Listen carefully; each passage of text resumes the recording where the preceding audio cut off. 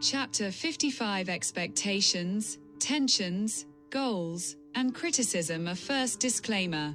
All persons in this book are fictional. All statements, regardless of subject, are just that, statements.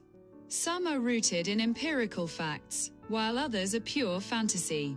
My aim is to balance vision and reality, fiction and fact, in such a way that the audience can recognize themselves and build further on the swarm of ideas and notions. The book has no ambition to proclaim an overarching purpose, but rather questions accepted truths. In this way, in a Socratic manner, it leaves the rest to the audience. Walter had focused on a broader understanding of formal development in the many works he had studied during his years of education. Already as a teenager at the piano, he had realized that the great composers going back to Monteverdi placed great emphasis on form and dramaturgy in their works. This was especially audible in the study and completion of the most famous piano sonatas by Beethoven. He had become captivated by Beethoven's sonata known as the Waldstein Sonata and had truly discovered the composer's brilliant construction of the work. Beethoven does as he always does. He expands. He breaks the boundaries, and yet manages to remain within them. The effect is both calculated and unpredictable. That is the fundamental magic of his compositions that grips the listener. The work never becomes boring. It is inexhaustible. Walter felt happy when he was immersed in the performance of these piano sonatas. When he began his studies in church music at the Music Conservatory in Oslo, he was thoroughly trained in all types of formal designs and structures.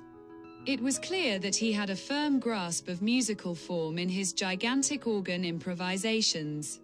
In these, he also demonstrated his ability to handle main and secondary themes in all conceivable and inconceivable variations. In passages where counterpoint played a central role, he could introduce the secondary theme in the most remote keys and still manage to recover for a perfect, beautiful landing. What astonished his colleagues was Walter's use of leitmotifs. Not unlike Richard Wagner's characteristic compositional technique. However, the leitmotif technique was best suited to music dramatic works, where central stage characters were endowed with a kind of musical ID card. Another giant who had made a strong impression on Walter was the Belgian composer and organist César Franck. Walter had fought his way through Franck's mighty organ symphony Grande Pièce Symphonique, Opus 17, and performed it on several occasions. César Franck composed with apparent ease. The music is direct. It challenges, and he masters counterpoint and chromatic harmony like few others. It is said that he was an incurable improviser, like Walter.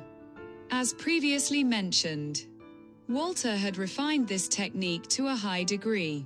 Thanks to modern recording technology, these works did not vanish into thin air but were carefully captured in sound, especially after the German record producer Eichmann got his hands on Walter. That Walter had succeeded in his musical development was beyond doubt. When the recording from Munich had truly taken root in the European record market, Walter's finances had taken root in the same way. In many respects, Walter had steered clear of the most fateful expectations.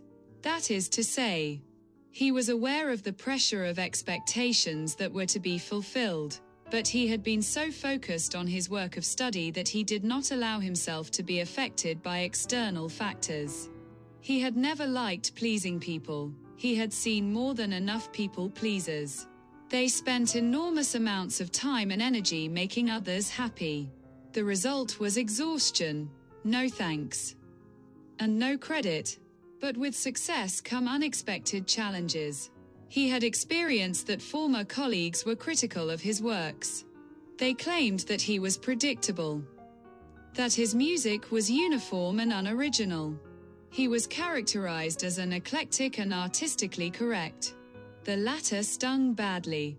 It is the worst thing an artist can hear about his works. that they are artistically correct.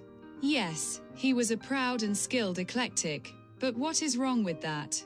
All artists draw on what they have learned from earlier artists.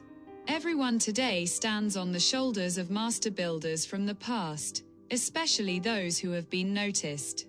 Criticism can be positive and constructive, but some wish to harm by painting a false picture of the one attacked, and in the worst cases they resort to ridicule.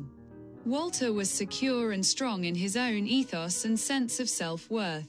It would take a great deal to injure what he had built up over the years. He had noticed that the most unfounded criticism, the kind that involved mockery and direct degradation, came from people who were generally envious of those around them.